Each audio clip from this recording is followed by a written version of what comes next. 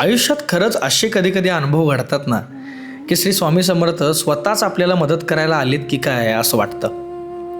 या चॅनलच्या माध्यमातून आम्ही लोकांचे खरे अनुभव तुमच्यासमोर मांडतो, जेणेकरून त्यातून तुम्हाला प्रेरणा मिळेल. तुम्ही ज्या संकटामध्ये सध्या अडकलाय त्यातून बाहेर येण्यासाठी या गोष्टींच्यातनं प्रेरणा फक्त तुम्हाला मिळाली तरी इनफ आहे. तुमच्याकडे देखील अशा काही स्टोरी असतील, असे काही अनुभव असतील तर डिस्क्रिप्शन बॉक्समध्ये तुम्हाला एक लिंक मिळेल. त्या लिंकवरती क्लिक करून एक फॉर्म ओपन होईल. त्याच्यामध्ये तुम्ही तुमचा अनुभव आमच्यापर्यंत पाठवू शकता आणि त्याच्यावरती आम्ही पुढचा व्हिडिओ, जसा हा व्हिडिओ बनवतोय तसा पुढचा व्हिडिओ नक्की बनवू. आजचा व्हिडिओ किंवा आजचा अनुभव थोडासा स्केरी आहे. त्यांनी नाव सांगितलं आहे अमोल. त्यांचा अनुभव सुरुवात करूया. नमस्कार स्वामी भक्तांनो. दादा, मी तुमचे व्हिडिओज पाहतो आणि मला माझा अनुभव सांगायचा आहे. माझं नाव अमोल काशीद आहे. आज मी तुम्हाला माझ्या आयुष्यातील असा प्रसंग सांगणार आहे ज्यामुळे मला खात्री पटली की श्री स्वामी समर्थांवर पूर्ण विश्वास ठेवला तर कितीही मोठं संकट असलं तरी सत्य एक ना एक दिवस बाहेर येतच. ही घटना साधारणपणे 2-3 वर्षापूर्वीची आहे. आमचं एकत्र कुटुंब होतं. घरात आई, बाबा, आजी, माझा भाऊ आणि मी राहत होतो. आमचं आयुष्य साधं होतं पण सुखात होतं. खूप छान चाललं होतं. अचानक काही महिन्यातच सगळं बदलायला लागलं. बाबांचा व्यवसाय सतत तोट्यात जाऊ लागला. आई वारंवार आजारी पडू लागली. कित्येकदा तर ती सिरियस व्हायला लागली. प्रत्येक वेळी दवाखान्यात ॲडमिट करावं लागतं. आजीला रात्री झोपच लागत नव्हती. घरात रोज कोणत्या ना कोणत्या कारणावरून खूप मोठ्याने भांडणं व्हायची. जणू आनंदाने भरलेले घर कुणाच्या तरी नजरेत आलं होतं. त्यात भर म्हणजे गावात आमच्याबद्दल खोट्या अफवा पसरायला लागल्या होत्या. आम्ही लोकांची फसवणूक करतो, नातेवाईकांची वाईट वागतो, लोकांचे पैसे गोड बोलून घेतो आणि बुडवतो, अशा अनेक गोष्टी लोक बोलू लागले होते. आम्हाला काहीच समजत नव्हतं.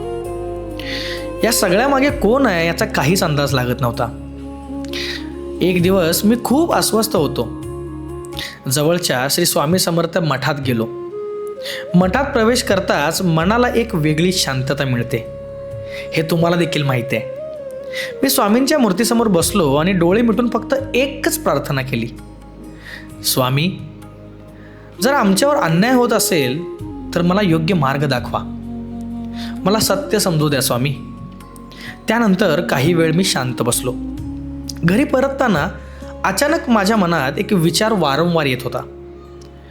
भावनेत वाहून जाऊ नकोस, घाईघाईने कुणावर आरोप करू नकोस, आधी सत्य शोध. तो विचार इतका स्पष्ट होता की मी त्याकडे दुर्लक्ष करूच शकत नव्हतो. दुसऱ्या दिवशी मी बाबांना घराभोवती कॅमेऱ्याचे जुने रेकॉर्डिंग तपासण्याचा सल्ला दिला. कारण आमच्या घराच्या शेजारी CCTV कॅमेरे होते. घराच्या मागच्या बाजूला बसवलेले CCTV कॅमेरे आम्ही अनेक दिवस पाहिलंच नव्हतं. आम्ही काही दिवसांचे फुटेज शांतपणे पाहायला सुरुवात केली. सुरुवातीला काही दिसलं नाही. भरपूर वेळ पाहिलं, पण एका रात्रीचे रेकॉर्डिंग फास्ट फॉरवर्डमध्ये बघताना आम्ही थबकलो. रात्री उशिरा आमच्या घराच्या मागच्या बाजूला एक व्यक्ती आली होती. चेहरा स्पष्ट दिसत नव्हता. पुढच्या फ्रेममध्ये ती व्यक्ती कॅमेरा जवळून गेली. तेव्हा मात्र चेहरा स्पष्ट दिसला. ती आमची चुलत काकू होती. ती घराजवळ काहीतरी ठेवताना आणि नंतर निघून जाताना दिसत होती. हे दृश्य पाहून आम्ही सर्वजण हादरलो. तरी आम्ही कोणालाच काही सांगितलं नाही आणि काही निष्कर्ष देखील काढला नाही. दुसऱ्या दिवशी आम्ही शांतपणे तिच्याशी बोललो. सुरुवातीला त्याने सर्व नाकारलं, पण आम्ही CCTV मधले दृश्य दाखवल्यानंतर त्या शांत झाल्या. त्यांनी कबूल केलं की राग, मत्सर आणि गैरसमजामुळे त्यांनी ही कृत्य केलं होतं. आम्हाला घाबरवण्याचा प्रयत्न केला होता. त्याच्याबद्दल ती रडत रडत माफी देखील मागितली. त्या दिवसानंतर आम्ही एकमेकांशी शांतपणे चर्चा केली. कुटुंबातील वाद मिटवण्याचा प्रयत्न केला आणि स्वामी समर्थांच्या मठात जाऊन सर्व मिळून प्रार्थना केलो. हळूहळू घरातील वातावरण बदलायला लागलं. आईची तब्येत देखील सुधारायला लागली. बाबांचा व्यवसाय पुन्हा मार्गावर आला. गावात पसरलेल्या अफवांची सत्य लोकांसमोर आलं. त्या दिवशी मला एक मोठा धडा मिळाला. श्री स्वामी समर्थ आपल्याला सत्याचा मार्ग दाखवतात, पण त्याबरोबर संयम, विवेक आणि योग्य निर्णय घेण्याची बुद्धीही देतात. समर्थ मार्ग दाखवतात, पण त्याच्यावरती चालायचं आपल्यालाच असतं. आजही मी संकटात सापडलो किंवा घाबरलो की स्वामींचं नाव घेतो आणि खरंच सांगतो, मन अगदी शांत होतं. श्री स्वामी समर्थ. ही स्टोरी खरंच ज्यावेळी मी पहिल्यांदा आली होती स्टोरी बघितलं होतं त्यावेळी मला खूप आवडली होती. अमोल काशीद यांची ही स्टोरी होती.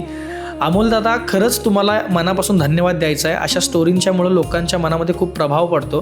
कारण कित्येकदा असं होतं की आपलेच नातेवाईक असतात, सध्या खूप मत्सर भाव किंवा सध्या खूप इगो लोकांच्यामध्ये खूप जास्त वाढला आहे. त्यामुळं लांबचे तर लई लांबची गोष्ट आहे, पण जवळचीच लोक आपल्या मत्सर भावपोटी किंवा आपल्या इगोपोटी यांचं चांगलं का होतं, यांचं वाईट व्हायला पाहिजे अशा भावनेतून कित्येकदा खूप वाईट प्रकार करायचा प्रयत्न करतात.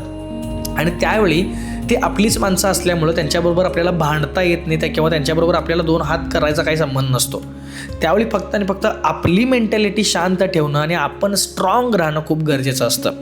जसं अमोलदादांनी सांगितलं की त्या क्षणी त्यांचं डोकं कामातनं गेलं होतं, पण श्री स्वामी समर्थांच्या मठामध्ये गेल्यामुळे मनाला शांतता मिळाली.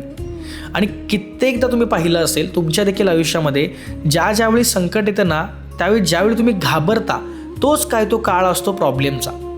ज्यावेळी तुम्ही त्या गोष्टीला घाबरायचं बंद करता, ऑटोमॅटिक ती गोष्ट महत्त्वाची वाटायची बंद होते.